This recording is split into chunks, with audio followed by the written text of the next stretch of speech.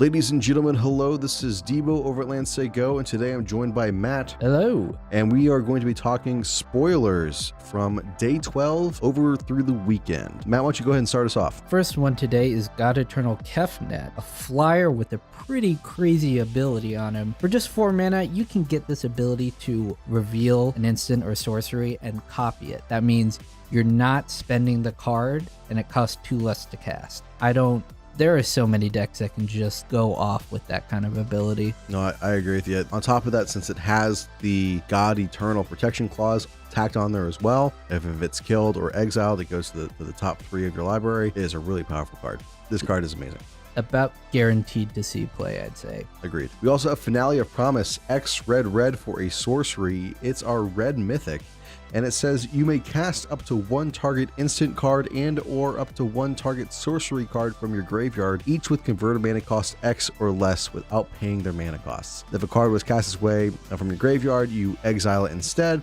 And then if you pay 10 for X, you get to copy each of those spells, 10 or more for X, you get to copy each of those spells twice. So this card is really interesting. The only way people are going to be playing this card is fairly. Sure, you're going to see some jank decks that are going to try to ramp it up and cast X is 10 for this, but really you're going to see this being cast X is 1 or 2 and be able to get some cool value out of that. You'll probably see this in something like a Arclight Phoenix deck or a Drake's deck. Yep, because it says cast on there, that means it'll count toward the number of cards you cast to get your Phoenixes back. Very good spot for it. Next one we have is Pledge of Unity. It puts a +1/+1 counter on all your creatures and gains you a bunch of life. I don't know if this is going to see constructive play. We have so many sweepers, token strategies, go wide strategies, just not looking that good right now. The only thing I could maybe see this in, if people aren't just sticking to that Selesnya token strategy, the only thing I could see this in is a Simic Ascendancy's deck that wants to be going Bant with it, because then they can flood the board with tokens and then cast Pledge of Unity and get a bunch of counters on their Ascendancy. That's the only thing I can really think about with this card. Other than that, I agree with you. Maybe it's a sideboard card against like mono red aggro or something like that. But other than that, yeah, I agree. I don't think it's going to be a lot of standard play. Jace's Triumph, the next one. It's only really good with Jace Planeswalkers. Without one, it's a divination. Yeah, I mean, it's a Secrets of the Golden City, right? Yeah. 3 mana, draw 3 cards if you have a certain clause met.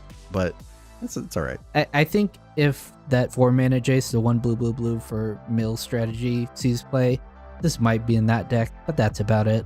Agreed. Firemind Vessel, 4 colorless mana for an artifact that enters the battlefield tapped, and you can tap it to add 2 mana of different colors. Commander players rejoice. This is another great ramp spell for you. This card is really great for Commander. Standard, probably not going to see a whole lot of play. They may see play in Limited to fix your colors, but other than that, it's more just a Commander card. And speaking of Commander cards, Niv Mizzet Reborn, 1 of each color, 6/6 flyer, and he's gonna dig you really deep for big cards, and you are never going to play this in Standard unless you're crazy like us. Otherwise, you're just playing it in Commander.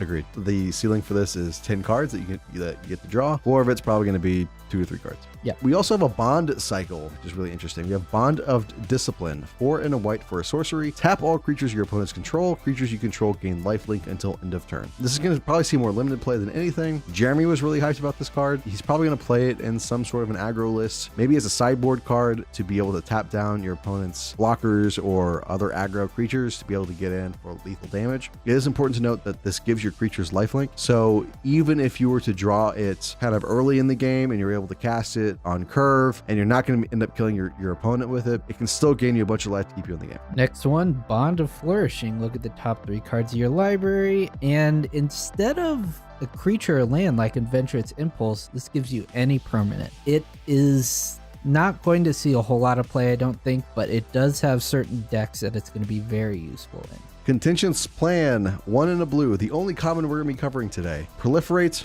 draw a card. This card's really good. If any proliferate strategies come out, this is going to be in them, and it's going to be great. Bond of Insight, 3 and a blue for a sorcery. Each player puts the top 4 cards of their library into their graveyard. Return up to 2 instant and or sorcery cards from your graveyard to your hand. Exile Bond of Insight. If the new Jace has anything in its deck, it's probably going to be this card. It mills you, It also puts cards back into your hand from your graveyard, probably counter spells to be able to better counter control your opponent's board. If that's going to go like a blue-black strategy, maybe you can get some kill spells, I don't know. Even maybe just some draw spells to get you to your win con of Jace. Interesting card, probably not going to even see play in limited really. No. I mean, it's going to be a really late pick if it does. Yeah, Bond of Revival. Another one in the cycle. Yeah. And 5 mana for this kind of effect doesn't see plane constructed. It's gonna be amazing in limited. This is gonna be amazing in limited. Return target creature from your graveyard to the battlefield. It gains haste. That's amazing. That's a bomb. That's a second copy of your bomb. I think if you have a bomb, like a card that just wins you the game if you swing with it, like the boar, yeah, I'll play this. If not, 5 mana to get. The problem, it's so wishy-washy. The problem is in standard, we don't really have 4 mana recursion.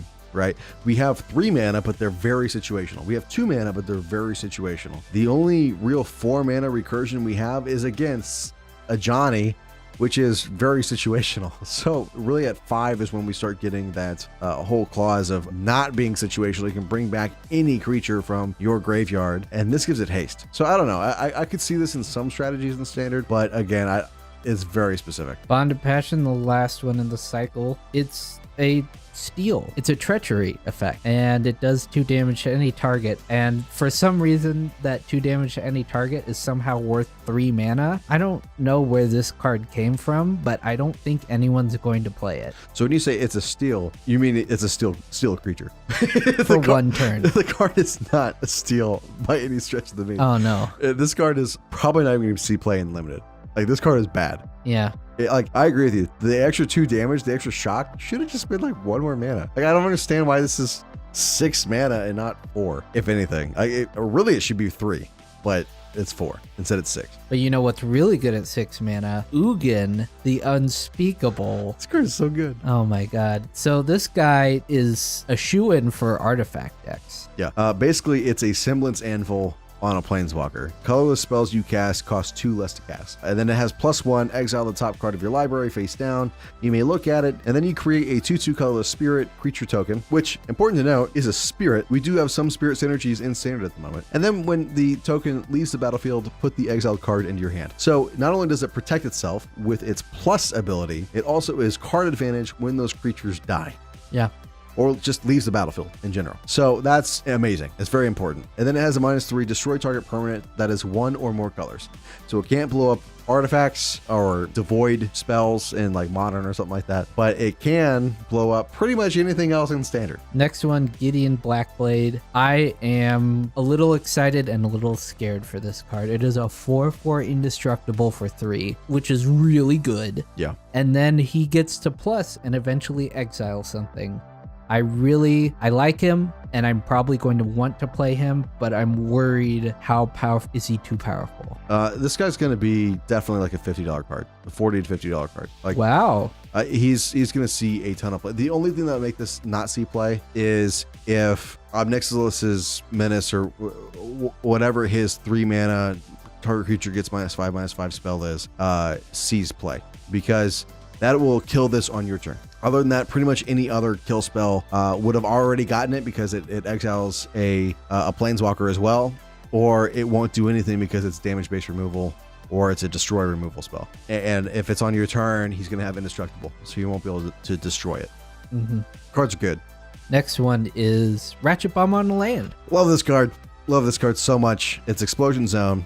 It enters the battlefield with a charge counter. You can tap it immediately for a colorless mana, and then you can pay XX and tap it. You can pay XX and tap it to put X counters onto Explosion Zone. And then you can pay 3 mana and tap it to sacrifice Explosion Zone to destroy all non-land permanents with a converted mana cost equal to the number of counters on Explosion Zone. So basically, it's a Ratchet Bomb on a land. And if you play this in something like a lands deck that's already running something like Crucible Worlds, it is a repeatable effect that you can use to continually destroy your opponent's best things. The card's good.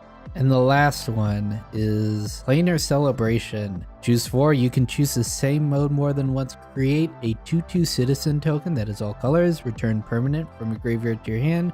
Proliferate or gain 4 life. I love these kinds of cards that are modal and allow you to choose the same one more than once. Yeah. The only problem with this card is its sorcery speed. Yeah. And it's 6 mana. Yep. So you may see it in like a ramp strategy in standard, maybe. Probably more of a sideboard card, if anything. Maybe in like a Druidic Vow deck that wants to put out a bunch of Planeswalkers, then be able to proliferate them up like 4 times, and then, I don't know, win the game with Planeswalker emblems. But what makes this card so nice is that anytime you draw it, it's going to be useful. If you are dominating, then you can make 4 tokens to finish them off, or you could proliferate all your Planeswalkers. If you're behind, you can make tokens to block and grab a Planeswalker from your graveyard that can turn the game around. you can also do one of each. So you can make it 2/2, proliferate, gain 4 life, and return something. Yeah, it's very useful, and I would not be surprised if 1 or 2 copies sneaks into a lot of green decks. Well, that is our spoilers for today. Again, this is day 12 through like 14, something like that, over the weekend. Again, this is Debo. This is Matt. Over at landsaygo.com. We appreciate you guys coming out and checking these spoiler videos with us, and we'll see you again tomorrow. See ya.